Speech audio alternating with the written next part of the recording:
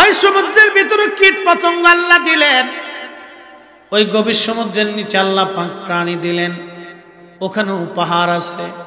আপনারা জানেন না সমুদ্রের নিচেও পাহাড় আছে? কারণ কি জানেননি?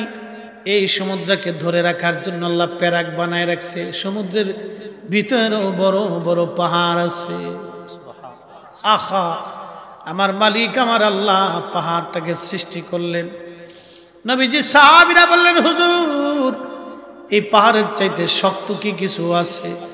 নবীজি বলেন, হ্যাঁ, পাহাড়ের চাইতে শক্তর নাম হলো লোহা। লোহা, এই লোহা হলো পাহাড়ের চাইতে শক্ত।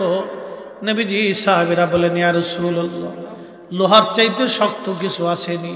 নবীজি বলেন, হ্যাঁ, আগুন লোহার চাইতে আগুন শক্ত। কারণ আগুনের মধ্যে যদি লোহা ছেড়ে দেন, এই আগুনটা লোহাটাকে পুরাইয়া নরম মোমের মতো বানায় দেয়। এই লোহার চাইতে শক্তের নাম হলো আগুন। সাহাবীরা বললেন, হুজুর আগুনের চাইতে শক্ত কিছু আসেনি? নবীজি বলেন, হ্যাঁ, আগুনের চাইতে শক্ত হলো বাতাস। বলবেন, হুজুর আগুনের চাইতে শক্ত হলো পানি না? পানির ভিতরেও আগ্নেয়গিরি উদ্গিরিত হয়, পানির ভিতরে আগুন জ্বলে। আপনি জানেন না সমুদ্রের নিচে আগুন জ্বলে, আগুন, কিন্তু পানি আগুন নিভাইতে পারে না। সুবহানাল্লাহ। সমুদ্রের নিচে আগুন। বলবেন, হুজুর সমুদ্রের নিচে আগুন কেন? সমুদ্রের নিচে যদি আল্লাহ আগুন না দিতেন, সমুদ্রের পানি ঠান্ডা হয়ে জমে যাইত। এই আগুনটা দেওয়ার কারণে সমুদ্রের পানি ঠান্ডা, একবারে ঠান্ডা হয় না, একবারে গরম হয় না। আপনারা শীতকালে দেখবেন টিউবওয়েলের নিচ থেকে গরম পানি আসে। সুবহানাল্লাহ। হা হা হা, এই রবের নাম কি? জোরে বলে। কিন্তু দুঃখের বিষয়, আমরা আল্লাহ মানি তারপরও সুদ খাই। আল্লাহ মানি তারপরও ঘুষ খাই। আল্লাহ মানি তারপরে অন্যের জমি দখল করার চিন্তা করি। আল্লাহ মানি কিন্তু ভাই বোনের জমি বুঝাই না। আল্লাহ মানি অন্যের টাকা মেরে দিয়ে চলে গেছি, আর ফেরত দেয় না। কি কথা বলেন, ঠিক না বেঠে? আল্লাহ আল্লাহ আল্লাহ এদেরকে হেদায়েত করুক, দোয়া করে বলে আমিন। এরা বুঝে না এরা কি খাবার খাচ্ছে, এরা বুঝে না এরা কি নিয়ে যাচ্ছে। আল্লাহ নবী ডাক দিয়ে বললেন, সাহাবীরা বললেন, হুজুর বাতাসের চাইতে শক্ত কিছু আসেনি? আছে। সুবহানাল্লাহ, সুবহানাল্লাহ। বলে বাতাসের চাইতে শক্ত কিছু আসেনি? বলে হ্যাঁ আছে। ইয়া রাসূলুল্লাহ, বাতাসের চাইতে শক্ত কি? নবীজি বললেন, বাতাসের চাইতে শক্ত হলো ডান হাতে ইখলাসের সাথে যা দান করবা, বাম হাত তা জানবে না। কিন্তু রমজান মাস আসলে আমার দেশের অনেক ধনী, রমজান আসলে ঈদ আসলে অনেক ধনী, 150 টাকার কাপড় দিয়ে 3টে ধমক দেয় গরিব মানুষে। বহু আছে কাপড় দেয় 150 টাকা, এমনি ক্ষয়ে যায়, এমনি ছিঁড়ে যায়, এমনি ভাইরিয়ে যায়। ভাব দেখাইতেছে যে আমি বিরাট বড় দানশীল। শয়তানে আসের তোর মতো সিটার আর কেটে আসে। এত চিন্তা করে আমি খুব দানশীল, এটা দেখে তুমি ভাবলি করে। এটা দেখানোর লাগে সারা দুনিয়ার ঘুরে পাবলিসিটি করে দান করে। দানের নিয়ম এরকম না। দানের নিয়ম হচ্ছে, যাকাতের নিয়ম হচ্ছে 1 টাকা। আপনার উপরে যে টাকা যাকাত ফরজ হয়েছে, এই টাকা হিসাব করিয়া আপনাকে গরিব মানুষ নির্বাচিত করিয়া একবারে ঘরের ভিতরে যাইয়া তার কাছে পৌঁছাই দিয়ে আসতে হবে। কারণ ওই টাকা আপনার না, ওই টাকা ওই গরিব মানুষের।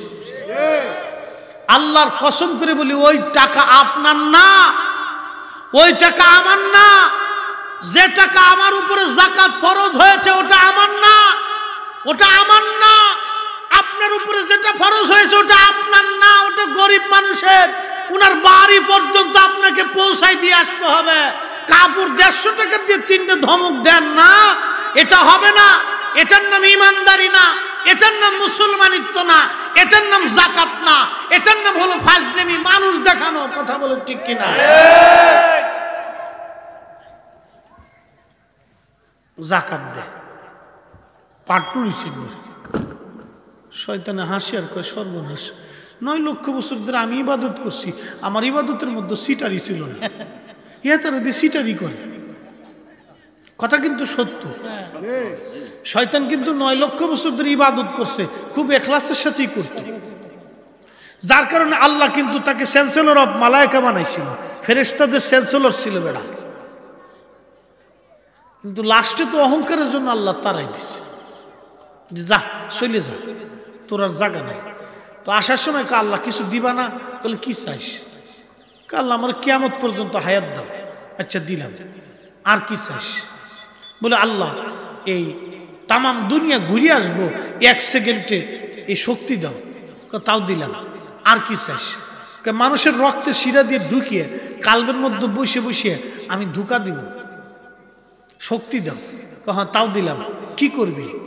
আল্লাহ এই ধোঁকা দিয়ে দিয়ে দিয়ে দিয়ে দিয়ে দিয়ে দিয়ে দিয়ে নামাজ সারাবো, রোজা সারাবো, হজ সারাবো, জাকাত সারাবো, হারাম খাওয়াবো, অকাম করাবো, কুকাম করাবো, মিথ্যা কথা খাওয়াবো, মানুষদের ঠগাবো, হেতার মাথায় বাড়ি দেওয়াবো, এর সাথে ঝগড়া বাঁধাবো, এর সাথে ফেসাদ বাঁধাবো, এটা করাবো হেতা করাবো, করাই করে তোমার বান্দারে একের জাহান্নামে পাঠাইলাম। শয়তানে কয় আল্লাহ তোর ইজ্জত ও জালালের কসম করতেছি আমি আজাজিল, তোর ইজ্জত ও জালালের কসম করি আল্লাহ, তোর একটা বান্দা বেহেশত যুক্তি দেবো না, যা। আল্লাহ পাক ধমক দেয়, বলে না আজাজিল, আমি আল্লাহ আমার ইজ্জত ও জালালের কসম করতেছি সব তুই আমার বান্দাকে দিয়ে গুনাহ করাবি, আর আমার বান্দা আমার কাছে চোখের পানি ছেড়ে দিয়ে ক্ষমা চাইতে দেরি হবে, আমি আল্লাহ বান্দার জীবনের গুনাহ মাফ করতে দেরি করব।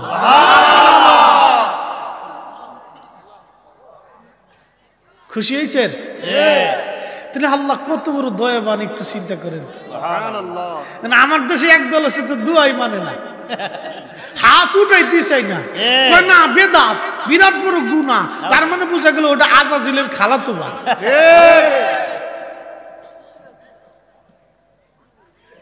বুঝে যাবে, বুঝটা হলো জরুরি।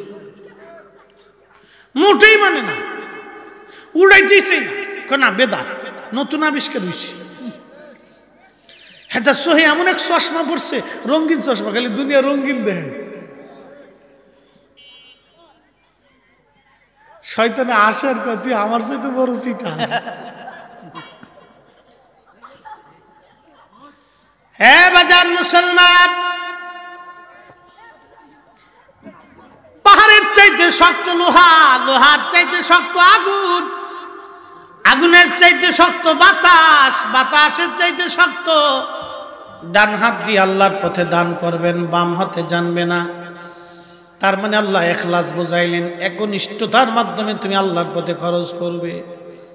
আল্লাহ পাক এটাই বুঝাইলেন, একনিষ্ঠতার মাধ্যমে তুমি আল্লাহর পথে যেটা খরচ করবে, দান করবে, এটা সব কিছুর চাইতে বেশি শক্তিশালী।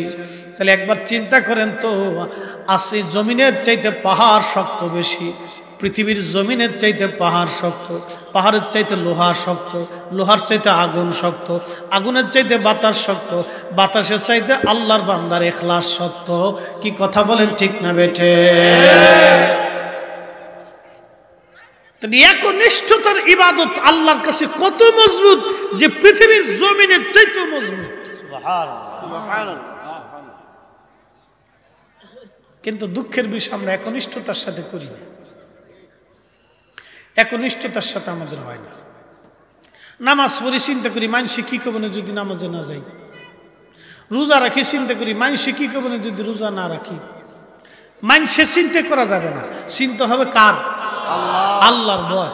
আল্লাহর ভয় করতে হবে, মানুষের ভয় না, ভয়টা হবে আল্লাহর। ও মুসলমান, মাইকের আওয়াজ যত দূর যায়, আর চাইলের মুসলমান, নবাবপুরের মুসলমান, আল্লাহ নবী আল্লাহ পাক ডাক দিচ্ছেন, হাবিব এই কোরআন যদি আমি পাহাড়ের উপরে নাজিল করতাম, আপনি দেখতেন আমি আল্লাহর ভয়ে এই পাহাড়টা গলে মিশে যাইতো, গলিত হয়ে যাইতো। তাহলে আপনি একটু চিন্তা করেন তো, কোরআনের ওজন কত, কোরআনের ওজন কত। এই কোরআন আল্লাহ পাক 23 বছরের জীবনে 22,000 বার জিবরাইলের আগমনের মাধ্যমে আর 114টি সূরা 6,666 আয়াতের মাধ্যমে আল্লাহ তিলে তিলে ধীরে ধীরে পর্যায়ক্রমে সময়ে সময়ে আল্লাহ সরাসরি তার হাবিবের কালবের মধ্যে আল্লাহ পাক নাজিল করেছেন। যখন কোরআন আসতো নবীজি ঘেমে অস্থির চুপ চুপ হয়ে যাইতেন। আল্লাহর নবী মাটির মধ্যে বসে থাকলে পা মোবারক মাটির মধ্যে দেবে যাইতো। মাটির মধ্যে বসে থাকলে পা মোবারক মাটির মধ্যে দেবে যাইতো। তাহলে আপনি চিন্তা করেন তো নবীর কালবের ওজন কত। সুবহানাল্লাহ। না হয় নাই, হয় নাই, আরো জোরে, আরো জোরে, আরো জোরে। তাহলে রাসূল করিমের কালবের ওজন কত, ওজন কত, ওজন কত। এই জন্য আল্লাহ বলেন আলাম নাশরাহ লাকা সাদরাক। এই কালবের ওজন কত ছিল আল্লাহ রাসূল। সেই কোরআনে আল্লাহ এই আসহাবে কাহফের ওয়াজ করছে। এই কোরআন বুঝাইতে যে অনেক দূর ওয়াজ করে ফেলছি। এই কোরআনে আল্লাহ আসহাবে কাহফের একটা ঘটনা আল্লাহ বলছেন এই উম্মতকে শিক্ষা দেওয়ার জন্য। ঘটনাটা শুরু করা যাক। তৎকালীন জমানাতে বাদশাহ দাকিয়ানুসের জমানাতে মানুষ সূর্যের পূজা, আগুন পূজা, মাছ পূজা, গাছ পূজা, মূর্তি পূজা এগুলি ছিল। তো মানুষ এই পূজা অর্চনা করতেছে। তো একজন যুবক তিনি আল্লাহ তার কালবের ভিতর হেদায়েত উদয় করে দেয়। এ মুসলমান, হেদায়েত হওয়ার জন্য কিন্তু আল্লাহ পাকের দয়ার দরকার হয়। কি কথা ঠিক কিনা? পৃথিবীতে বহু মানুষ আছে যারা অনেক বড় ডক্টর, অনেক বড় প্রিন্সিপাল, অনেক বড় চ্যান্সেলর, কিন্তু আল্লাহকে আল্লাহ বলে মানে না। আছে না ভাই? বহু আছে। তারা আগুনের পূজা করে, মূর্তির সামনে মাথা নত করে, এরকম আছে। আচ্ছা, খুব মনোযোগ দিন। হেদায়েত কিন্তু আল্লাহর পক্ষ থেকে আসে। বেলাল রাদিয়াল্লাহু আনহু ছিলেন কৃতদাস, কিন্তু হেদায়েত এসে গেছে। আবু জাহেল ছিল আবুল হাকাম, মানে জ্ঞানের বাপ কইতো তারে। এত বড় জ্ঞানের বাপ শেষ পর্যন্ত কিন্তু নসিবে হইছে না। কি কথা ঠিক কিনা? ওয়াসাল কারনি থাকতেন ইয়ামানে, সেই জোরে জঙ্গলে, গরিব মানুষ ছিল, উট ছাগল দুম্বা চড়াই বেড়াইতো। তার ছোট্ট একটা ছাগলের পাল ছিল, খুব গরিব মানুষ, কোন রকম দিন চলতো তার। ওই ছাগলের দুধ বেশে কোন রকম দিন চলতো। তার ঘরে একটা অন্ধ মা ছিল, সারা দিন এই মাটাকে নিয়ে চলতো। সুবহানাল্লাহ। এই মাই ছিল তার সম্মান। কিন্তু দাম কত জানেন? সহিহ মুসলিমের কিতাবু ফাযাইলু আসহাবিন নবী, বাবু ফাযাইলু ওয়াসাল কারনি, বাবের ভিতরে নবীজি নিজে ওমরকে বলে, ওমর যদি কোনোদিন আমার ওয়াসাল কারনিরে পাও তো তার কাছ থেকে তুমি তোমার মাগফিরাতের দোয়া চেয়ে নিও। আর আমার ওয়াসাল কারনিকে বইলো আমার গুনাহগার উম্মতের মাগফিরাতের জন্য দোয়া করে, কারণ আমার ওয়াসাল কারনি দোয়া করতে দেরি হবে, আল্লাহ কবুল করতে দেরি করবে। সুবহানাল্লাহ। কিন্তু ছাগলের পাল চড়াইতেন। কি করে জানবে ছাগলের পাল, এই ছাগলের রাখালের দাম এত বেশি আল্লাহর কাছে? বাপ একটা কথা বলি, প্রিন্সিপাল আর চ্যান্সেলর, মুহাদ্দিস আর শাইখুল হাদিস, মুফতি আর বক্তার তক্তা, অনেক বড় শিক্ষিত আর অশিক্ষিত, রসুলের দরবারে 4 পয়সাও মূল্য নাই। একটাই দাম, যে উম্মতের হৃদয়টা রসুলের কদমের দিকে রুজু আছে কিনা, উম্মতের হৃদয় নবীর দিকে রুজু আছে কিনা, উম্মতের হৃদয় থেকে নবীর মহাব্বতের চোখের পানি পড়ে কিনা, উম্মতের হৃদয় রসুলের জন্য কাঁদে কিনা, উম্মতের হৃদয়টা রসুল মুখী কিনা, আল্লাহ নবীর কাছে এটার দাম আছে, বাদ বাকি কোনোটার দাম নাই। আপনি আমরা এসে করবেন বিরাট বড় শাইখুল হাদিস, কিচ্ছু করার নাই। আমি এটাই বুঝি। আপনি এসে করেন বিরাট বড় প্রিন্সিপাল, আমার কিচ্ছু করার নাই। নবীর উম্মত এই 7 জনের ভিতরে একজন মনে মনে চিন্তা করলো, হাই হাই এরা করে কি? সমাজ থেকে আলাদা হয়ে সে একটা কোণাতে এক পাশে চুপচাপ বসে আছে। আল্লাহ আর একজনের হৃদয়ের মধ্যে হেদায়েত দিয়ে দিলেন। আর এক বন্ধু সেও এসে টুকটুক করে সমাজ থেকে সরে আসে আর এক কোণে বসে আছে। এইভাবে এক এক করে 7 জন এসে 7 জায়গায় বসে আছে। 7 জন যুবক এক জায়গায় বসা। আজকের মাহফিল যুব সমাজের উদ্যোগে। যুবকরা যদি ইচ্ছা করে সমাজ পরিবর্তন করতে পারে, যুবকরা যদি ইচ্ছা করে তাহলে দেশ পরিবর্তন করে দিতে পারে, যুবক ইচ্ছা করলে গ্রাম পরিবর্তন করে দিতে পারে। কথা বলেন ঠিক কিনা? যুবকদের মাধ্যমে অনেক কিছুই করাটা সম্ভব। আল্লাহ 7 জন যুবকের ওয়াজ কোরআনে ওয়াজ করছে। যুবকরা আজকে যারা মিলাদুন নবী সাল্লাল্লাহু আলাইহি ওয়াসাল্লাম এই মাহফিল খানা দিয়ে আপনারা আজকে মানুষের জন্য নসিহত শোনার জন্য ব্যবস্থা করে দিলেন, শুনে রাখেন, জেনে রাখেন, মনে রাখেন। এই যে 7 জন আল্লাহ তার যুবকদের কথা কোরআন শরীফে বর্ণনা করেছেন এবং এই ঘটনাটাকে আল্লাহ আশ্চর্য ঘটনা বলেছেন এবং এই ঘটনাটা আল্লাহ পাক ফলাও করে কোরআনে বর্ণনা করে এই উম্মতের জন্য কিয়ামত পর্যন্ত শিক্ষা আল্লাহ দিয়ে দিয়েছেন। কারণ যুবকদের মাধ্যমে দ্বীন, ইসলাম ও সমাজ ও দেশ ও রাষ্ট্রের অনেক বড় খেদমত আঞ্জাম হয়। যুবকদের মাধ্যমে মানুষের জীবনের পরিবর্তন, সমাজের চেঞ্জ পরিবর্তন আনা যায়। যুবকদের মাধ্যমে একটা জাতির পরিবর্তন হতে পারে। কথা বলেন ঠিক কিনা? যুবকদের অনেক বড় অবদান।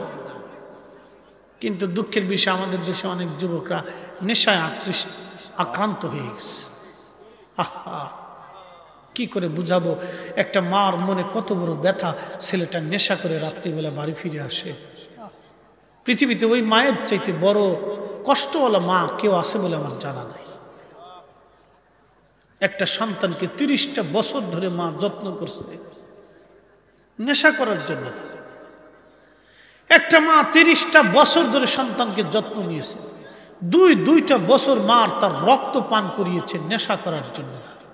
একটা মা তার সন্তানকে 8টা বছর 10টা বছর ধরে পায়খানা প্রস্রাব সাফ করে গোসল করে সাবান ডলে মাথায় তেল মালিশ করে দিয়ে মা এই নেশাগ্রস্ত সন্তান দেখার জন্য মা এই পরিশ্রমটা করে নাই। বন্ধু, আপনার মার জীবনের অনেক পরিশ্রম আপনার পিছনে গেছে। আপনাকে পায়ে হেঁটে হেঁটে হেঁটে হেঁটে ধরে ধরে ধরে ধরে স্কুলে নিয়ে গেছে, আপনাকে নিয়ে গেছে, আপনাকে হাঁটা শিখিয়েছে, মা বলা শিখিয়েছে, কথা বলা শিখিয়েছে। এই মা আপনাকে নেশাগ্রস্ত দেখার জন্য মা এটা করে নাই। বন্ধু, আল্লাহর পৃথিবীতে সবচেয়ে কষ্টার্জিত মা ওই মা যিনি ব্যথা এবং হৃদয়ে ব্যথা নিয়ে বসে থাকে, যে সন্তান নেশা করে বাড়ি ফিরে আসে। এই মায়ের চাইতে ব্যথিত মা পৃথিবীতে কেউ আছে বলে আমার জানা নাই। আরে সন্তান হারিয়ে গেলেও মা চিন্তা করে আবার বুঝি ফিরে আসবে। কিন্তু প্রত্যেক দিন একটা সন্তান মায়ের কাছে নেশাগ্রস্ত হয়ে যখন ফিরে আসে তখন মার মনে সবচেয়ে বড় বার কলিজার মধ্যে আঘাত লাগে, বার কলিজার মধ্যে আঘাত লাগে যে আমার 30টা বছর এই পরিশ্রম, এই ব্যথা, এই যন্ত্রণা, এই জীবন ত্যাগ করলাম এই সন্তানের জন্য, এটা নেশা করে করে আমার সামনে আসে। বুঝে কবরে যাওয়াটা জরুরি। আহা, কি করে আপনাকে বুঝাবো বলেন তো? একটা বাবার জীবনের অনেক স্বপ্ন থেকে আমার ছেলে হবে, আমার সন্তান অমুক হবে। সন্তান নিয়ে বাবার স্বপ্নের কোনো শেষ নেই, সন্তান নিয়ে মায়ের স্বপ্নের কোনো শেষ নেই। অনেক স্বপ্ন মা সন্তান নিয়ে দেখে, অনেক স্বপ্ন দেখে মা। যুবক, মায়ের স্বপ্নটাকে মিসমার করে দিও না, রব্বে করিম তোমার স্বপ্ন ধ্বংস করে দিবে। যুবক, বাবার স্বপ্নটাকে ধ্বংস করে দিও না, রব তোমার জীবনের কোনো স্বপ্ন পূরণ হতে দেবে না। যুবক, তোমাকে বলছি, মায়ের এবং বাবার কোনো স্বপ্নকে নষ্ট করে দিও না, তাহলে তোমার জীবনের কোনো স্বপ্ন কোনোদিন পুরো হবে না। সারা জীবন দুঃখেই কাটাইতে হবে, দুনিয়াতেও কষ্ট করবে, মরণেও কঠিন কঠিন কষ্ট নিয়ে যাবে, আর কবরে তো এটা হিসাব নেই, এটা তো বেহিসাব। তার জীবনটাই বরবাদ হয়ে যাবে। তো 7 জন যুবক ঘুরে ঘুরে ঘুরে ঘুরে এসে একত্রিত হইল, কেউ কারোর সাথে কথা বলে না। তো হঠাৎ একজন জিজ্ঞেস করে, তুমি বইছো কেন? বলে, দেখো এলাকার মানুষ কি গাছের পূজা, মাছের পূজা এগুলি করে, এগুলো ভাল লাগে না। তো বলে, তো আমার কাছেও তো ভাল লাগে না। আর একজন বলে, তো আমার কাছেও ভাল লাগে না। তো 7 জনই একসাথে কেন, আমার কাছেও ভালো লাগে না। মারহাবা কর। তো 7 জন একত্রিত হয়ে বলল, তাহলে এই সমাজ অন্ধকারে নিমজ্জিত, কি ভাল লাগে? বলে, আমাদের এই গাছ আর মাছ এগুলি পাথর টাথর আমাদের ক্ষুধা হতে পারে না, ক্ষুধা একজন, তিনি আল্লাহ। সুবহানাল্লাহ। কে? আল্লাহ। জোরে বলেন কে? আল্লাহ। কুল হুয়াল্লাহু আহাদ আল্লাহুস সামাদ লাম ইয়ালিদ ওয়া লাম ইউলাদ। আল্লাহু কুল হুয়াল্লাহু আহাদ আল্লাহুস সামাদ। আল্লাহ কি আমাদের কাছে ঠেকা না আমরা আল্লাহর কাছে ঠেকা? বাবা মা কি আমাদের কাছে ঠেকা না আমরা বাবা মার কাছে ঠেকা? আমরা বাবা মার কাছে ঠেকা। ঠেকা ঠেকা ঠেকা ঠেকা ঠেকা, শুধু ঠেকা না, দুনিয়া কবরে হাসরে মেহশরে ঠেকা করে রাখছে। ফরিদি সাহেব যত বড় বক্তা হোক, কাবার ইমাম হোক, মদিনার ইমাম হোক, বাইতুল আকসার ইমাম হোক, ফরিদি সাহেব কোটি লক্ষ হাদিস মুখস্থ রাখুক, যদি মা বেজার হয় আমার জীবন মিথ্যা হবে। ঠিক। এটাই সত্য। যদি মা বেজার হয় তো জীবন মিথ্যা হবে, আমার জীবনের ওয়াজ নষ্ট হবে, আমার জীবনের ইবাদতগুলি বৃথা চলে যাবে যদি মা বেজার হয়ে যায়। বলে দিয়ে গেলাম, এটা সারা জীবন কালবের মধ্যে রেখে দিবে। চলতে ফিরতে, বিদেশ যাত্রায় আসতে যাইতে সারা জীবন এটা কালবের মধ্যে রাখবেন।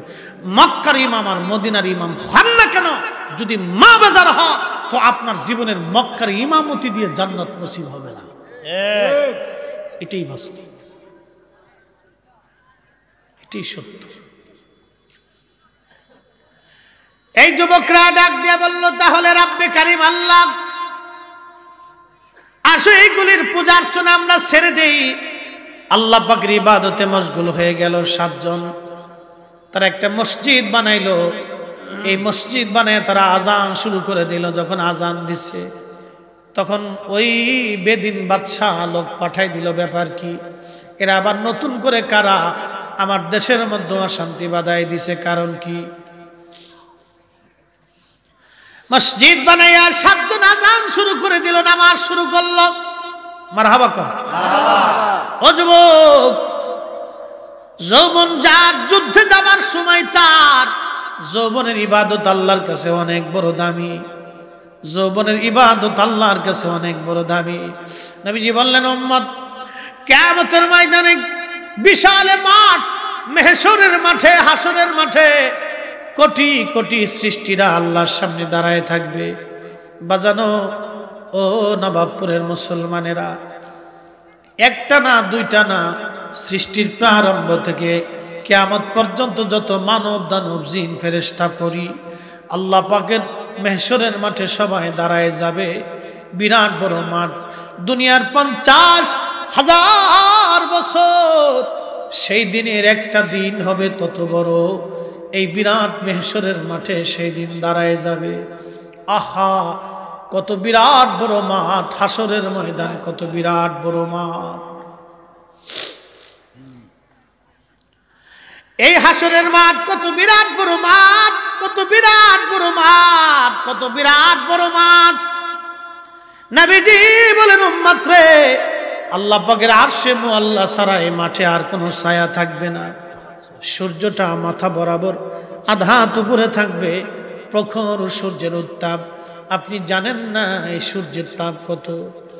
উপরে যে সূর্য, এই সূর্যটা 13 লক্ষ পৃথিবী এক জায়গা করলে যত বড় হবে, একটা সূর্য হবে বাবা তত বড়। এই সূর্যটার তাপমাত্রা 200 কোটি ডিগ্রি সেলসিয়াস। 200 কোটি ডিগ্রি সেলসিয়াস। 12 থেকে 13,000 ডিগ্রি সেলসিয়াসে লোহা গলে পানির মতো হয়ে যায়। এই লোহাটা 1200 এবং 1300 ডিগ্রি সেলসিয়াসে পানির মতো গরম, মানে নরম হয়ে যায়। এই সূর্যটা 200 কোটি ডিগ্রি সেলসিয়াস তাপমাত্রা। এই সূর্যটা সেই দিন মাথার উপরে থাকবে, কিন্তু কোনো মানুষ গলে যাবে না সেই দিন, কারণ আল্লাহর শাস্তি। আরে হাজার হাজার বছর পর্যন্ত মেহশরের মাঠে সব সৃষ্টিগুলি অতিষ্ঠ হয়ে যাবে, মানব জাতিরা পাগলের মতো হয়ে যাবে, জিহ্বা বের হয়ে এই জিহ্বাগুলি ঝুলে যাবে, আর তাম সৃষ্টির মানুষগুলি হিমশিম খেয়ে যাবে। সেই দিন ফেরেশতারা সেজদার মধ্যে পড়ে থরথর করে কাঁপতে থাকবে, না জানি আজ কি হয় কি হয় কি হয়। হাজার হাজার বছর পার হলো, আদম সফিউল্লাহর কান্না, মুসা নবীর কান্না, ঈসা নবীর কান্না, ইউনুস, ইউসুফ, ইয়াকুব, দাউদ, সুলাইমান, হযরত হারুন আলাইহিস সালাম গণের কান্না আল্লাহর কাছে পছন্দ হবে না। কিন্তু যেই সময় আমার নবীজি সেজদার মধ্যে পড়ে যে আরশে আল্লাহর সামনে নবীজি যখন সেজদায় চলে যাবে, ইয়া রব হাবলি উম্মতি, ইয়া রব হাবলি উম্মতি, ইয়া রব হাবলি উম্মতি, নবীজি যখন কেঁদে ফেলবেন, হাজার হাজার বছর পার হয়ে গেল, আমার নবী আল্লাহ নরম হলেন না। হাজার হাজার বছর পার হলো, আল্লাহ নরম হলেন না। দাউদের কান্না, আদমের কান্না, মুসার কান্না, ঈসার কান্না, ইব্রাহিমের কান্না, ইয়াকুবের কান্না, ইসহাকের কান্না, ইসমাইলের কান্না, ইউসুফের কান্না, সুলাইমান ও দাউদের কান্না, হারুনের কান্না, ইয়াহইয়া জাকারিয়ার কান্না, ইমরানের কান্না, কারো কান্না আল্লাহর কাছে পছন্দ হলো না। যখন আপনার আমার নবী হায়াতুন নবী, আমার আপনার নবী রাহমাতুল লিল আলামিন নবী, আমার আপনার নবী হাবিবুল্লাহ নবী আরশে মুআল্লার সামনে সিজদার মধ্যে পড়ে চোখের পানি ছেড়ে দিয়ে ইয়া রব হাবলি উম্মতি বলে যখন কেঁদে ফেলবে, আল্লাহ ডাক দিবে, হাবিব আপনি মাথা উঠান, এই মেহশর আপনাকে কান্না করার জন্য কায়েম করে নাই, হুজুর আপনি মাথা উঠান। নবীজিকে আল্লাহ মাথা উঠায় বলবে, হুজুর কি চান?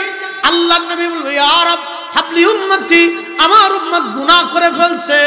আল্লাহ পাক ডাক দিবে, হাবিব আপনি যান যান যান যান, আপনি কাঁদবেন না, যান যান যান, সুপারিশের ঝান্ডা আপনার হাতে দিয়ে দিলাম, হামদের ঝান্ডা আপনার হাতে দিয়ে দিলাম, আপনি যাকে খুশি তাকে নিয়ে, আপনি যাকে খুশি তাকে নিয়ে আপনি জান্নাতে চলে যান, চলে যান, চলে যান। নারে তাকবীর, আল্লাহু আকবার, নারে রিসালাত, ইসলাম ফরদি সাহেব জিন্দাবাদ, জিন্দাবাদ, আরচাল গ্রামের পক্ষ থেকে লাল গোলাপ শুভেচ্ছা। অ্যাটেনশন, লক্ষ বছর মেহশরের মাঠ পার হলো, দুনিয়ার 50,000 বছর এক জায়গা করলে যত বড় একদিন হবে তত বড়। সেই দিনের হাজার হাজার লক্ষ বছর পার হবে, আল্লাহকে কেউ নরম করতে পারবে না। আহা, রাসূলকে আল্লাহ কি পরিমাণে ভালোবাসে! এ যুবক, যেই নবীর ইজ্জতের চাদর ধরে যারা টান দিবে, সে যেই হোক না কেন, এক সেকেন্ডের জন্য তাকে মানা যাবে না, মানা যাবে না।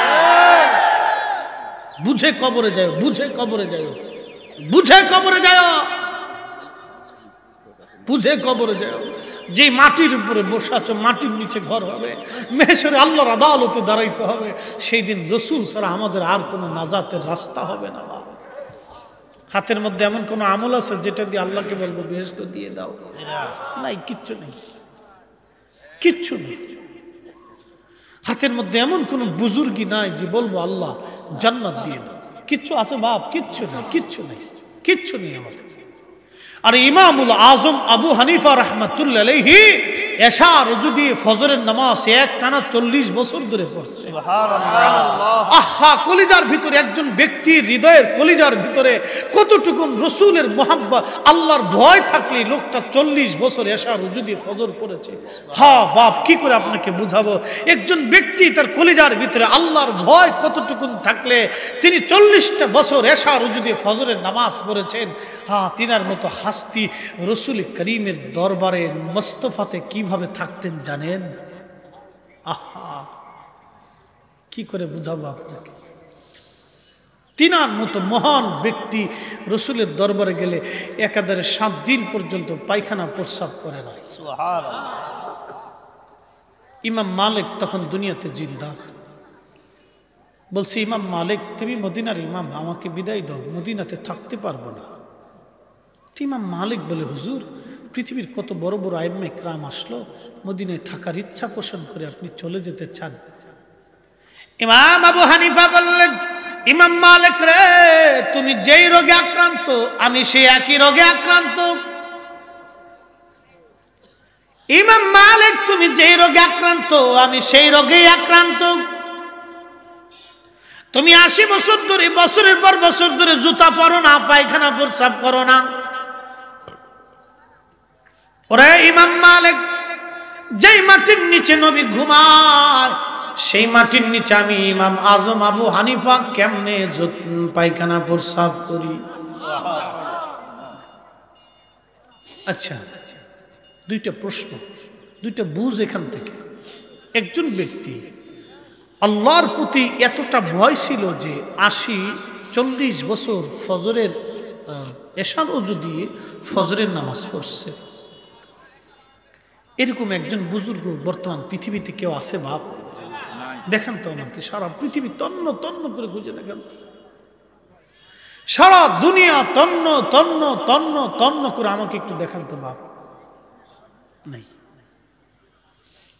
এই লোকটার কলিজার ভিতরে রসুলের প্রতি আদব কি ছিল! হায় হায়, যেভাবে আল্লাহকে ভয় করেছে সেভাবে তার রসুলকে আদব দেখিয়েছে।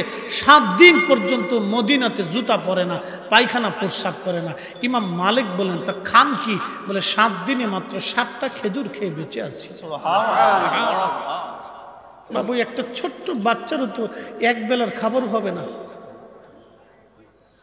একটা ছোট্ট বাচ্চার এক বেলার খোরাকও তো তার হয় নাই। 7 দিন পর্যন্ত মাত্র 7টা খেজুর খেয়ে বেঁচে আছে, না খেয়ে রয়েছে, কিন্তু রসুলের দরবারে বেয়াদবি করতে রাজি না। হ্যাঁ, বুঝে যাবেন এখান থেকে। আমি কারো বিরুদ্ধে বক্তব্য দিই না, আদব অভ্যাসের বিরুদ্ধে প্রয়োজন মনে করি না, কিন্তু আমি পৃথিবীর নিকৃষ্ট ওটাকেই মনে করি যে আমার রসুলের ইজ্জতের চাদর ধরে ওকে পৃথিবীর নিকৃষ্ট মানুষ মনে করে, ওকে মানুষের কাতারেই মনে করি। সৃষ্টির নিকৃষ্ট জীব, শিয়াল কুত্তা ওর চাইতে ভালো, শিয়াল কুকুর ওর চাইতে ভালো। মোহতারাম উপস্থিতি, একজন আলেম, একজন জাহিদ, পৃথিবীর 4 ইমামের এক ইমাম, পৃথিবীর 4 আলেমের এক আলেম, তার কলিজাতে রসুল করিমের প্রতি কতটা মোহাব্বত, শ্রদ্ধা, তাজিব এবং ভয় থাকলে 7 দিন পর্যন্ত একটা ছোট্ট বাচ্চার খোরাক খেয়েছে, মাত্র 7টা খেজুর খেয়ে বেঁচে আছে। ইমাম মালিক জিজ্ঞেস করলেন, হুজুর পানি খান কি? বলতেছে ইমাম মালিক, পানি খাই, শুধু পানিটা হাতের মধ্যে আর্দ্রতা নিয়ে আমি কোন রকম চেটে আমার কলিজা ঠান্ডা করি। শুধু হাতের মধ্যে নিয়ে আর্দ্রতা নিয়ে, শুধু হাতের মধ্যে একটু মাখিয়ে আর্দ্রতা নিয়ে চেটে চেটে কোন রকম 7 দিন পর্যন্ত আমি আমার তৃষ্ণা নিবারণ করে রাখছি। পানি বেশি খাইলে পেশাবে ধরবে, খাবার বেশি খেলে বাথরুমে ধরবে। বলো, যেই মাটির নিচে নবী ঘুমা সেই মাটির নিচে, সেই মাটির উপরে আমি কি করে পায়খানা প্রস্রাব করব? ভাই, এটার জন্য দলিল লাগে নাই, দলিল লাগে নাই। আমার দেশের কিছু ভাইরা ঠিক মতো মুইতেও পানি নেয় না, খালি দলিল তালাশ করে। হ্যাঁ, দলিল তালাশ করতেছে। তোমার হাতের মধ্যে কত গোনা জড়িয়ে রয়েছে, তুমি এখন নবীর তাজিমের দলিল তালাশ করতেছো, খালি দলিল খুঁজো, দলিল দলিল। আরে হযরত হানজালার দলিল লাগে নাই, ওয়াসাল কারনির দলিল লাগে নাই, গসলুল মালায়েকা হানজালার দলিল লাগে নাই, মালিক ইবনে সানানার দলিল লাগে নাই, দলিল ছাড়াই চলছে। কষ্ট হচ্ছে আপনাদের? বুঝে যাওয়াটা জরুরি। একদিন মাটির ভিতরে হবে ঘর রে, মন আমার কেন বাঁধো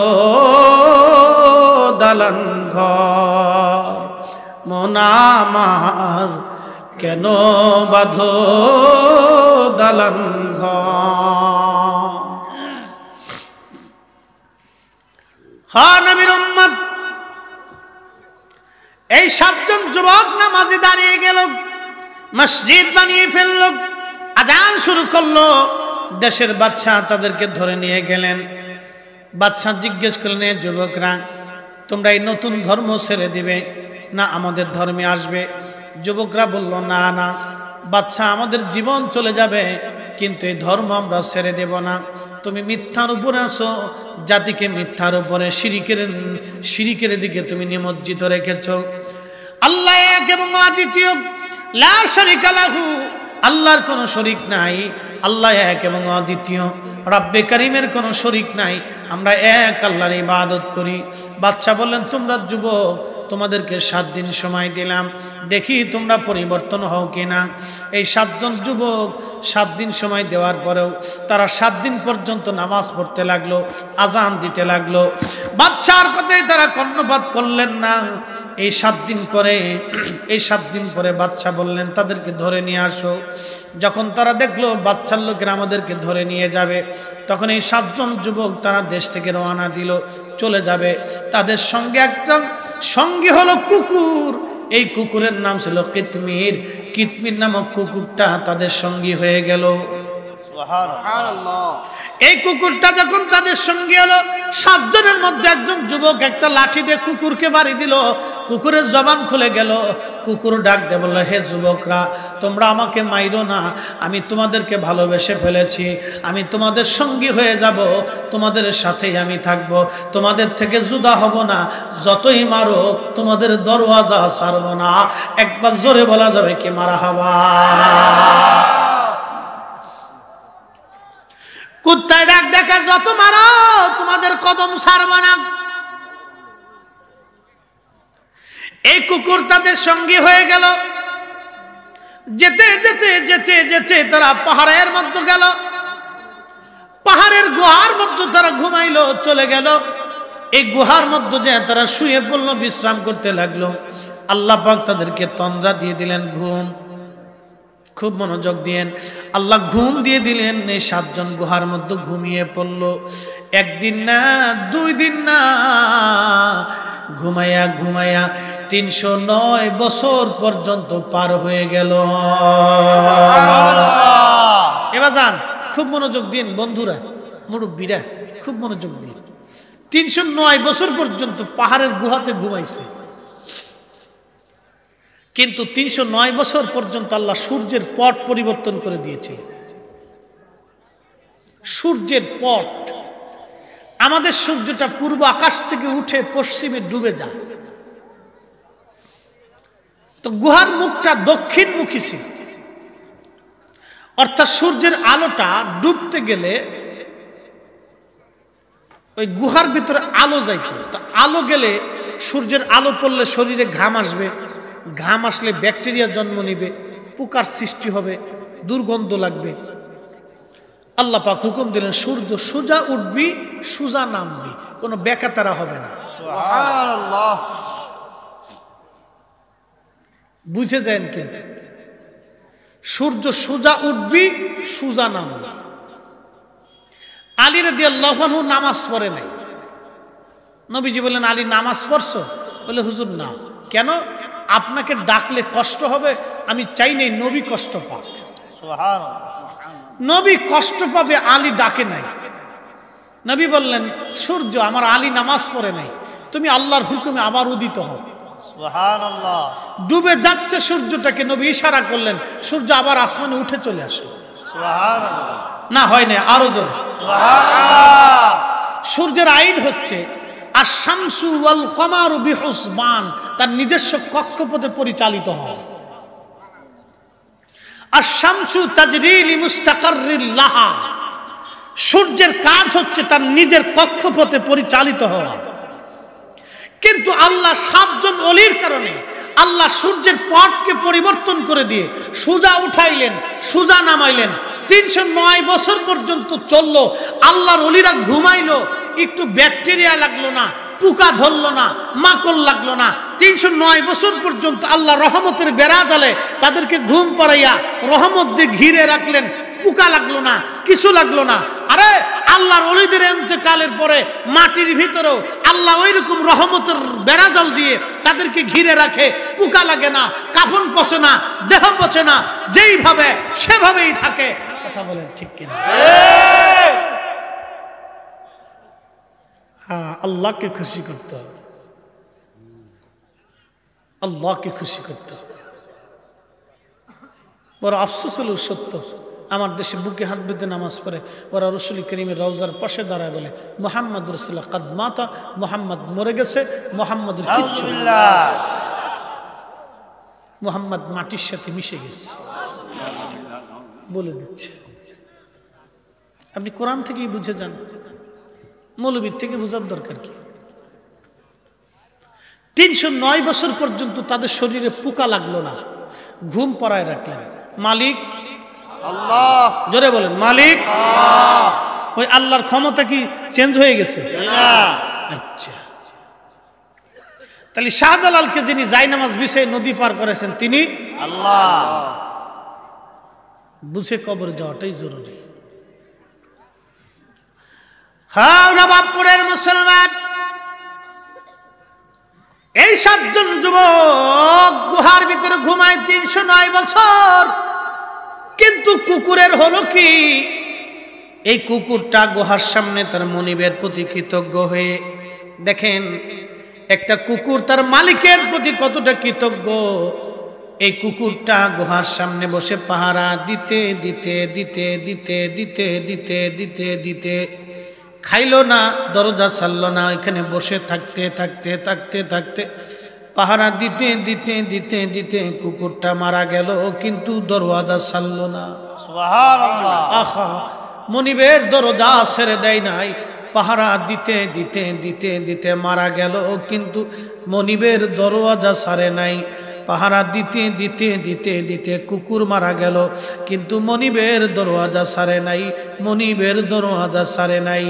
আল্লাহর কাছে দৃশ্যটা এতই ভালো লাগছে, সহিহ বুখারীর কিতাবুল আম্বিয়াতে নবী বলেন আল্লাহ কুকুর এই 7 জন যুবক ওলিদের প্রতি কৃতজ্ঞ হওয়ার জন্যে আল্লাহ পাক এই কুকুরটাকে আমার আল্লাহ বেহেশতের তাসনিম নদীর পানি দিয়ে গোসল করাইয়া, এর ভিতরে পাক বানাইয়া, বাইরে পাক বানাইয়া, আমার আল্লাহ পাক দুম্বার আকৃতি দিয়া এই 7 জন আল্লাহর ওলির সঙ্গে আমার আল্লাহ কুকুরটাকে জান্নাতি বানাই দিয়েছে। আমা হাসিবতা আন্না আসহাবাল কাহফি ওয়ার রাকিমি কানু মিন আয়াতিনা। আল্লাহু আকবার। কতই না আশ্চর্য নিদর্শন আসহাবে কাহফের নিদর্শন। আল্লাহ বলতেছে আসহাবে কাহফের ঘটনা কতই না আশ্চর্য। একটা কুকুর মালিকের দরজায় পাহারা দিতে দিতে দিতে দিতে দিতে দিতে মারা গেল। ও যুবক, এই কুকুর থেকে তুমি শিখে যাও। এই কুকুরটা পাহারা দিতে দিতে দিতে দিতে মারা গেল, এই কুকুর থেকে আপনি শিখে যান, এই কুকুর থেকে আপনি শিখে যান। যুবক, ও মায়ের সন্তান, বাবার সন্তান, তুমি কুকুর থেকে শিখে যাও। হযরত ওয়াসাল কারনী রাদিয়াল্লাহু আনহু মা ছিলেন, মাকে কাঁধে করে নিয়ে চড়তেন, মাকে গোসল করাইতেন, মাকে খাওয়াইতেন, মার মাথায় তেল দিয়ে দিতেন, মার জন্য রান্না করতেন, মাকে কাঁধে করে নিয়ে ঘুরতেন। একটা মা সন্তানকে যেমন কাঁধে করে নিয়ে ঘুরে, ওয়াসাল কারনী মাকে কাঁধে করে নিয়ে ঘুরত। একটা সন্তান মাকে, একটা মা যেমন সন্তানকে কোলে করে নিয়ে ঘুরে। আহা, মাঝে মধ্যে দেখবেন পাগলের বাচ্চা আছে, আছে না বা পাগলিদের সন্তান হয়, মাঝে মধ্যে দেখবেন পাগলিদের বাচ্চা আছে। পাগলিকে বলবেন পাগলি রে তোর গাট্টিটা দিয়ে দে, পাগলি গাট্টি দিয়ে দেবে, টাকা যদি থাকে দিয়ে দেবে। কিন্তু যদি বলেন পাগলি সন্তানটা দে, বাজান পাগলি মরে যাবে কিন্তু সন্তান দেবে না। আহাই, পাগল থেকে মা বুঝে যাও রে যুবক। পৃথিবীর এমন মা পাগলি, দুনিয়ার কিছুই বুঝে না, কিন্তু সন্তান চিনে, সন্তান চিনে, সন্তান চিনে। একটা গাভী থেকে মা বুঝে যান, একটা গাভীর বাচ্চা হয়ে গেল। বাচ্চাটা হওয়ার পরে এই বাচ্চাটাকে কোলে করে আপনি সারা মাহিচাইল দিয়ে ঘোরেন, সারা নবাবপুর দিয়ে ঘোরেন, সারা আটচাইল দিয়ে আপনি ঘোরেন, সারা চান্দিনা দিয়ে আপনি ঘুরেন, সারা কুমিল্লা দিয়ে ঘুরেন। ওই গাভীর বাচ্চাটাকে নিয়ে যদি নদীর মধ্যে ঝাঁপ দেন, ওই গাভীটা আপনার পিছন পিছন নদীর মধ্যে ঝাঁপ দিবে। কারণ এই গাভীর বাচ্চাটা আপনার কোলের মধ্যে আছে। গাভী আপনার মহাব্বতে যায় নাই, গাভীটা বাচ্চার মহাব্বতে গেল। আরে একটা গাভী কলিজার ভিতরে বাচ্চার প্রতি যদি এত মায়া হয়, একটা মা সন্তানের প্রতি কত মায়া, একটা মা সন্তানের প্রতি কত বড় মায়া। যুবক, লজ্জা করা উচিত, শরম করা উচিত। তুমি সেই মাকে ধমক দাও, মাকে কষ্ট দাও, মাকে গালি দাও। এ যুবক, তুমি নেশা করে আসো, মাকে কষ্ট দিচ্ছ, আল্লাহর আকাশ কেঁপে যাবে, আরশে মুআল্লা বেজার হয়ে যাবে, তোমার জীবনের ধ্বংস এসে যাবে। রুজিতে বরকত হবে না, রুজিতে বরকত হবে না, রুজিতে বরকত হবে না। দুনিয়া থেকে তিনটা জিনিস যদি তুমি পাও, 1 নম্বর হায়াত, 2 নম্বর দৌলত, 3 নম্বর ইজ্জত। 1 নম্বর হায়াত, 2 নম্বর দৌলত, 3 নম্বর ইজ্জত। ওয়াসাল কারনি যেইভাবে মাকে খেদমত করেছে, তুমি সেইভাবে মায়ের খেদমত করো। ওয়াসাল কারনি মায়ের যেইভাবে সেবা করেছে, তুমিও সেইভাবে সেবা করো। তাহলে 3টা জিনিস দুনিয়ার মধ্যে পেয়ে যাবা। একটা কুকুর যদি তার মনিবের প্রতি আসক্ত হয়ে, মনিবের প্রতি কৃতজ্ঞ হয়ে পাহারা দিতে দিতে দিতে দিতে দিতে দিতে যদি মারা যায়, আল্লাহ পাকের কুকুরটা যদি এই কৃতজ্ঞতার জন্য জান্নাত নিয়ে যেতে পারে। আল্লাহর ওলিদেরকে ভালোবাসার জন্যে, ভালোবাসার জন্যে, ভালোবাসার জন্যে, মনিবের প্রতি কৃতজ্ঞ হওয়ার জন্যে, মনিবের প্রতি ভালোবাসা এবং কৃতজ্ঞ হওয়ার জন্যে, মনিবের প্রতি ভালোবাসা এবং কৃতজ্ঞ হওয়ার জন্যে একটা কুকুর যদি জান্নাত নিয়ে নিতে পারে, ও মুসলমান, আমরা আমাদের মা বাবার প্রতি ভালোবাসা এবং মহাব্বতের জন্যে, আমরা আল্লাহর ওলিদের প্রতি মহাব্বত ভালোবাসার জন্যে, আমরা রসুলের প্রতি মহাব্বত এবং কৃতজ্ঞ হওয়ার জন্যে, আমরা আল্লাহর প্রতি মহাব্বত কৃতজ্ঞ হওয়ার জন্যে, আল্লাহ আমাদের জীবনের গুনাহগুলি মাফ করে দিয়ে আল্লাহ আমাদেরকে জান্নাতি বানায় দেবে। এটার নাম কৃতজ্ঞতা। কৃতজ্ঞতা বুঝাচ্ছি আপনাকে, কৃতজ্ঞতা, এটার নাম কৃতজ্ঞতা। কুকুরকে আপনি 3 দিন খাওয়ান, 6 দিন খাওয়ান, খাওয়াবেন। 6 মাস একটা কুকুর পালছেন, 7 দিনের জন্য আপনি বাড়ি থেকে চলে গেছেন, 7 দিন পরে ফিরে আসছেন, দেখবেন এই কুত্তা আপনারে পাওয়ার পরে মনে হবে যে আকাশের চাঁদ পাইছে। কি কথা ঠিক কিনা? এই কুত্তাটা মনে হবে আকাশের চাঁদ পেয়ে গেছে। ও মুসলমান, কুকুর থেকে আমাদের অনেক কিছু শিখার আছে, কুকুর থেকে আমাদের অনেক কিছু শিখার আছে। এই 7 জন যুবককে, অলিকে কুত্তায় ভালোবেসে, ভালোবাসা এবং কৃতজ্ঞতার জন্য আল্লাহ কুত্তাটাকে জান্নাতে দিয়ে দিবে। হা হা, সৃষ্টিগতভাবে নাপাক একটা প্রাণী, ওর জন্য জান্নাতও নাই, জাহান্নামও নাই, ওর ভিতরেও নাপাক, বাইরেও নাপাক। কুত্তা যদি কোনো পাত্রে মুখ দেয় তো মাটি দিয়ে 7 বার ধৌত করতে হবে, ওর ভিতরেও নাপাক, বাইরেও নাপাক। কিন্তু এই কুত্তাটাকে আপনি চিন্তা করেন তো, কৃতজ্ঞতার জন্য আল্লাহ তাকে জান্নাত দিয়ে দিল। একসাথে বলা যাবে আল্লাহু আকবার। ওগো মা, তুমি এ ধরনের শ্রেষ্ঠ নিয়ামত, তোমারই পদ তলে রয়েছে জান্নাত। ওগো মা, তুমি এ ধরনের শ্রেষ্ঠ নিয়ামত, তোমারই পদ তলে রয়েছে জান্নাত। আল্লাহ বলে, লাইন শাকারতুম লাযিদান্নাকুম, বান্দা আমার শুকর করো, না শুকরিয়া করিও না। শুকর করলে আমি নিয়ামত বাড়াই দিব। লাইন কাফারতুম, আর যদি তুমি কফর করো, অকৃতজ্ঞ হও, ইন্না আযাবি লাশাদীদ, আমি আল্লাহ তোমাকে শক্ত শাস্তি দেব বান্দা। আল্লাহ বলেন, ফাযকুরুনি আযকুরুকুম, আমি আল্লাহ জিকির করো, স্মরণ করো, আমি আল্লাহ স্মরণ করব। ওয়াশকুরুলি, তুমি আমার প্রতি কৃতজ্ঞ হও। ওয়ালা তাকফুরুন, নাফরমানি করিও না বান্দা, নাফরমানি করিও না, নাফরমানি করিও না, নাফরমানি করিও না, নাফরমানি করিও না। এই জন্য আল্লাহর যত নিয়ামত আছে, নিয়ামত পাওয়ার পরে শুকর আদায় করা আমাদের দায়িত্ব। আজান পড়ে গেল, হাইয়া আলাস সালাহ, আমাদের উচিত আল্লাহর ঘর মসজিদে চলে যাওয়া। আজান পড়ল, হাইয়া আলাস সালাহ, আমাদের কাজ খোদার ঘর মসজিদে চলে যাওয়া। হাইয়া আলাল ফালাহ, আমাদের কাজ খোদার ঘর মসজিদে চলে যাওয়া। ও মুসলমান, আপনার সামনে কোটি কোটি টাকা হারাম, স্পর্শ করা যাবে না। কোটি কোটি টাকা হারাম, স্পর্শ করা যাবে না। কোটি কোটি টাকা হারাম, স্পর্শ করা যাবে না। সরকারি চাকরি করেন, আপনার টেবিলের নিচ দিয়া লক্ষ লক্ষ টাকা আসবে, ধরা যাবে না, নেওয়া যাবে না। যদি আপনি নেন, সর্বনাশ হয়ে যাবে আপনার।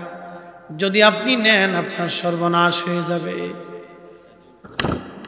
সর্বনাশ হয়ে যাবে, অনেক বড় সর্বনাশ। আল্লাহর কৃতজ্ঞ বান্দা হতে হবে আমাদেরকে, শুকরগুজারি বান্দা হতে হবে। একটা কুকুর থেকে আপনি বুঝেন, কুত্তার ওয়াজ আল্লাহ কোরআন শরীফে করছে। সুবহানাল্লাহ বলা যাবে? এই কুকুরের ওয়াজ আল্লাহ কোরআনে করছেন, কোরআনে করছেন, আল্লাহর নিজের ভাষায় করেছেন। আল্লাহ নিজের ভাষায় এই ওয়াজটাকে আল্লাহ আশ্চর্য ঘটনা বলেছেন। এই কুত্তাটা পাহারা দিতে দিতে দিতে দিতে মরে গেল। 309 বছর পরে তাদের ঘুম ভাঙছে। মানে একজন আরেকজনের দিকে চাইয়ে দেখে, কি অবস্থা, চুলদারি সব বড় হয়ে গেছে। মানে একজন আরেকজন রেখে, কতক্ষণ ঘুমাইছ? এই তো এই মাত্রই তো ঘুমাইছিলাম। যখন তারা ঘুমাইছে তখন ছিল সকালবেলা, যখন উঠছে তখন হচ্ছে বিকেল বেলা। সুবহানাল্লাহ, সুবহানাল্লাহ। তা আমরা তো এই ঘুমাইলাম এই সকালবেলা, হন তো বিকেল। তো 7 জনে চিন্তা করলো, তা আমার কাছে যে টাকা পয়সা আছে, তাহলে এক কাজ করো, এই বাজার থেকে কিছু খাওয়ার দাওয়া কিনে নিয়ে আসো, যাও, ক্ষুধা লেগে গেছে। আচ্ছা, একজনে ফাটাইছে, তুমি যাও। তো সে টাকা পয়সা নিয়ে গেছে। নিয়ে যাওয়ার পরে এখন দেখে জনপদ আর চিনা যায় না। কিন্তু 309 বছর আগের বাংলাদেশ আর 309 বছর পরের বাংলাদেশ একরকম। ঢাকা শহর 309 বছর আগে কি ছিল, আর এখন 309 বছর পরে কি হয়েছে? আপনি বুড়িগঙ্গার দিকে তাকান তো, 50 বছর আগে ওইখানে মানুষ গোসল করছে, মাছ ধরছে, আর এখন ওই জায়গায় যায় যদি কারো সুবায় তো মাফ হয়ে যাবে। যে অবস্থা, কি অবস্থা চিন্তা করি, খালি গু আর মুত, একবারে পোষা। তো এই শহরে মাল কিনতে গেছে, খাবার কিনতে যায়, দেখে কিরে জনপদ কি উল্টা পাল্টা লাগে। হে তার মাথায় ধরতেছেন, এটা কি হইল। তখন ঘুরতে ঘুরতে গেছে বাজারে। যাওয়ার পরে বাজারের দোকানদারে কয়, ফালাই ফালাই গেছে। দোকানদারে কই, টাকা দিয়ে কই দাও, কিছু খাবার টাবার দাও। দোকানদার টাকা দেখি, কিরে এটা তো 309 বছর আগের টাকা। এই 309 বছর আগের টাকা হে কই পাইল? নিশ্চয় হের কাছে গুপ্ত ধন আছে। দোকানদার কয়, তুমি বসো, আমি আসতেছি। আস্তে করে যে পুলিশ খবর দিছে, সরকারি সৈন্যদেরকে খবর দিয়ে, শোনো এই একজনের কাছে গুপ্ত ধন আছে, হেতে আমরা দোকানের সামনে বুঝ দিচ্ছি, এই যে টাকা পাওয়া গেছে, আহো। পুলিশ তারে ধরে নিয়ে গেল বাদশার কাছে। বাদশা জিজ্ঞেস করলো, এই টাকা তো সেই 309 বছর আগে বাদশার কাফের রাজার জমানার টাকা। ওই সময় 7 জন যুবক আল্লাহর ওলি ছিল, তারা এই দেশ থেকে তারা পালিয়ে একটা গুহার মধ্যে তারা ঘুমাই রয়েছে। তারা একটা গুহার মধ্যে আছে। বলো তুমি এই টাকা কোথায় পাইলা? তখন এই যুবক বলল, হ্যাঁ, সেই 309 বছর আগে যারা গুহার মধ্যে পালাইছিল, সেই 7 জনের আমি একজন এসে টাকা নিয়ে আসছি। সুবহানাল্লাহ। বাচ্চা বলল, দেখো তোমাদের কোনো চিন্তা নাই, 309 বছর আগে জমিনে মাটির পূজা গাছের পূজা চলতো, কিন্তু 309 বছর পরে এখানে আল্লাহু আকবার ধ্বনি চলে। মালিক কে? আল্লাহ। হ্যাঁ, আমাদের দেশের নতুন একটা এই বইয়ের ভিতরে কি লেখছে জানে, বানর থেকে মানুষ হয়েছে, ওটার নাম হলো কি জানো, এই ডারউইন ডারউইন ডারউইন ডারউইনে লেখছে মানুষ আগে বানর ছিল, তোমরা দুনিয়ার সব মানুষই হেতায় বান্দর বানায় লেখছে। নাউজুবিল্লাহ। চিন্তা করেন কত বড় ফাগুন, আকল ওর আহলের মধ্যে কুত্তায় মুইতে দিছে। তাহলে দুনিয়ার সব মানুষে বানর বানাইতে পারে নাকি? জি না। ওর নিজের কইতে পারতো যে আমি একাই বানর থেকে মানুষ হইছি, তৈলে এক কথা আসিল, হেতে দুনিয়া সবাই রে বানর বানাইছে। আর আমরা দেশে কিছু বানর আছে, এই বানররা আবার বইয়ের ভিতরে এটা দিয়ে দিছে। আসলে এগুলি চাই আমাদের দেশে একটা অশান্তি বাঁধানোর জন্য। আমরা কিন্তু ভালো চলতেছি, খাইতেছি, ঘুমাইতেছি, পড়তেছি, আবার মনে করেন যে একটা গ্রামে গঞ্জে দেশে একটা বিশৃঙ্খলা তৈরি করার জন্য, রাজনৈতিক অস্থিতিশীল তৈরি করার জন্য, মারামারি দরাদরি গুতাগুতি বাঁধানোর জন্য ওরা এদের ভিতরে ঢুকে দিচ্ছে। এগুলি শয়তান, এগুলি হলো ফেতনাকারী, এটা সমাজে ফেতনা বাঁধা। আরে মানুষ কোনোদিন বানর থেকে হইতে পারে? চিন্তা করেন তো, আমরা কত বড় আশরাফুল মাখলুকাত একটা জাত, আমরা বানরের গোষ্ঠী বানিয়ে লেছি। পাগলের ঘরের পাগল দেশে কত হয়েছে।